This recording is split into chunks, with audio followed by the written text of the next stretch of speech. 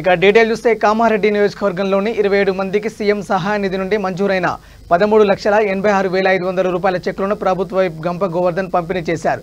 ఈ సందర్భంగా ఆయన మాట్లాడుతూ రెండవసారి ప్రభుత్వం అధికారంలోకి వచ్చిన తర్వాత నియోజకవర్గంలో ఇప్పటి వరకు 608 మందికి 3,96,64,300 రూపాయల చెక్కులను పంపిణీ చేయడం జరిగిందని తెలిపారు. ప్రమాదవశాత్తు అనారోగ్యం పారిన పడి రోడ్డు ప్రమాదాలకు గురై ఆసుపత్రిలో చికిత్స నిమిత్తం ఖర్చైన డబ్బులను ముఖ్యమంత్రి సహాయ నిధి నుండి ఇప్పించడం జరుగుతుందని తెలిపారు.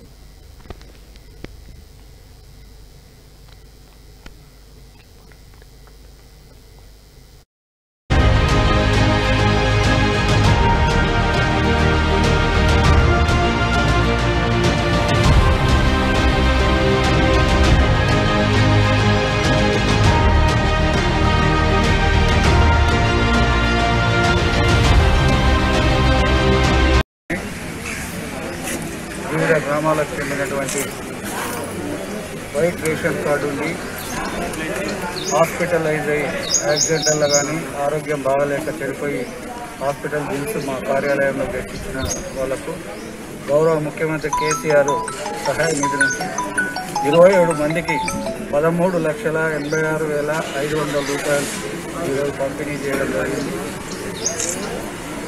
ఈ రోజు వరకు ఈ 2 సంవత్సరాల 3 నెలల కాలంలో కామారెడ్డి నియోజకవర్గంలోని 608 మందికి 3,96,64,000 రూపాయలు ఈ రోజు వరకు 2 సంవత్సరాల 3 నెలల కాలంలో పంపిణీ చేయడం జరిగింది.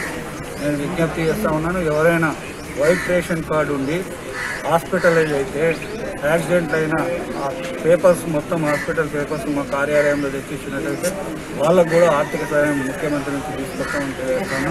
ఇటువంటి దాన్ని ఉపయోగించుకొని వాళ్ళు ఆర్థికంగా ఇబ్బందుల నుంచి బయట